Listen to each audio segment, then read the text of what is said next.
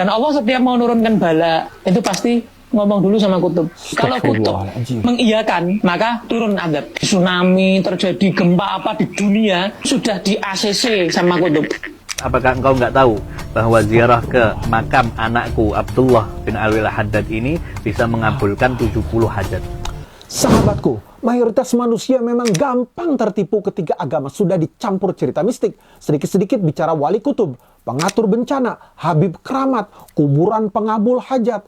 Padahal rajanya para wali saja justru bersikap keras terhadap tipuan seperti itu. Dalam kisah yang dinukil oleh Profesor Hasanus Simon dari riwayat tentang Abdul Qadir Al-Jailani diceritakan bahwa suatu hari muncul makhluk bercahaya di hadapan Syekh Abdul Qadir Al-Jailani. Makhluk itu berkata, "Aku adalah malaikat Jibril. Allah mengundangmu menuju Sidratul Muntaha. Ini burak untukmu." Nah, kalau zaman sekarang, mungkin orang tersebut langsung dibuat cerita karomah, langsung dianggap wali tingkat langit, langsung dijadikan bahan ceramah untuk berkeliling.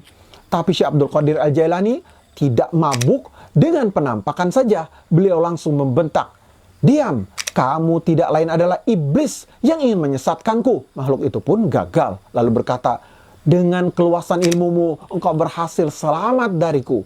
Tapi Abdul Qadir Al-Jailani tidak bangga diri dan beliau justru menjawab, "Bukan karena ilmuku, aku selamat hanya karena rahmat dan hidayah Allah."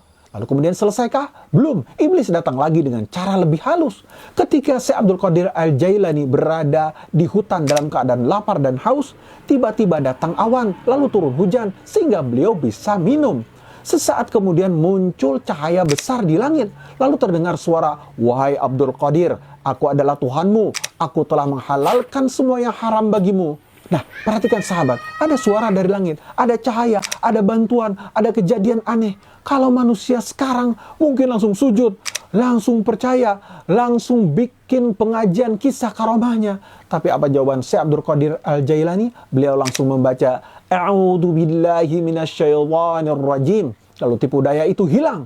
Nah, ini cerita tamparan keras bagi masyarakat yang hari ini terlalu gampang percaya cerita gaib tanpa dalil. Datang ke kuburan Habib katanya bisa mengabulkan 70 hajat.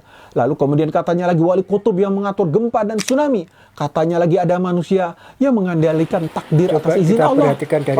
Padahal Abdul Qadir Al-Jailani sendiri tidak pernah tertipu dengan suara langit, cahaya atau penampakan. Semakin kuat tauhid seseorang, semakin dia takut terhadap khurafat sebenarnya. Kalau sosok sebesar Abdul Qadir Al-Jailani saja curiga terhadap suara dari langit, lalu kenapa hari ini banyak orang malah bangga percaya cerita-cerita yang bahkan dalilnya tidak jelas?